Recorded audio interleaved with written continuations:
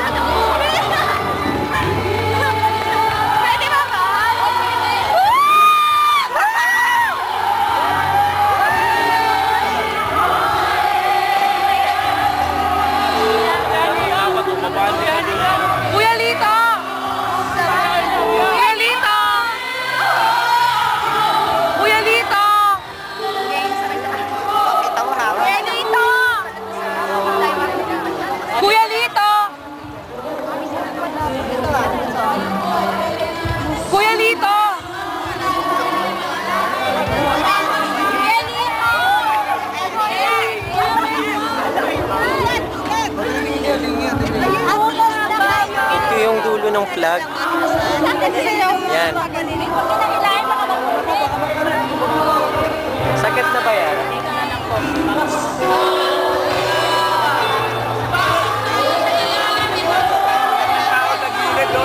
Hindi maiunan ng maayos.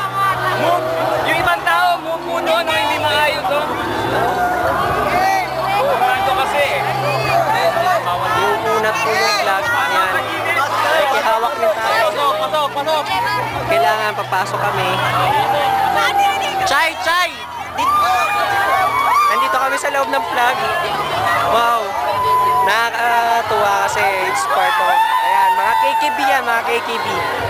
Nandito kami sa ilalim ng flag ngayon. Kung nakikita nyo, sobrang saya ng feeling kasi kaya kami nandito sa ilalim flag para mainiangat at saka ma-stretch. Ayun. Kung makikita nyo dito, hindi pa to stretch. Kailangan pa niyang batakin. So, kailangan ng tao sa ilalim. Ayan. Nakita niyo yung mga tao sa ilalim. Konti pa lang. So, kailangan dumami. Nasa blue ako. Nasa color blue ako ng part ng flag. Sa kulay bughaw. Yun, sa bandang dulo nandoon yung red. Nandito ako sa pinakadulo ng flag sa may Quirino Grandstand. Grabe, talagang gumising ako ng 3 AM para lang pumunta dito sa may Quirino Grandstand para masaksihan to. Ang one of the biggest flag dito sa Pilipinas. And also to support Brother Eddie at saka yung bagong Pilipinas Party. Ayun, Eddie Yasay. Kung nakikita nyo, nandito na ako sa Quirino Grandstand kahit off limits, pero ang dami ng tao pumunta dito. So mas maganda yung view dito sa taas kasi makikita mo yung buong Pilipinas.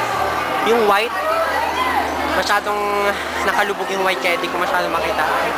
Sobrang hingal na hingal ako kasi tumakbo pa ako para pumunta na dito. Ayan, sobrang laki po niyang flag na yan, makikita nyo. Tapos yung mga bumubukol-bukol na yan, mga tao po yan sa ilalim ng flag para lang maiangat at mas stretch.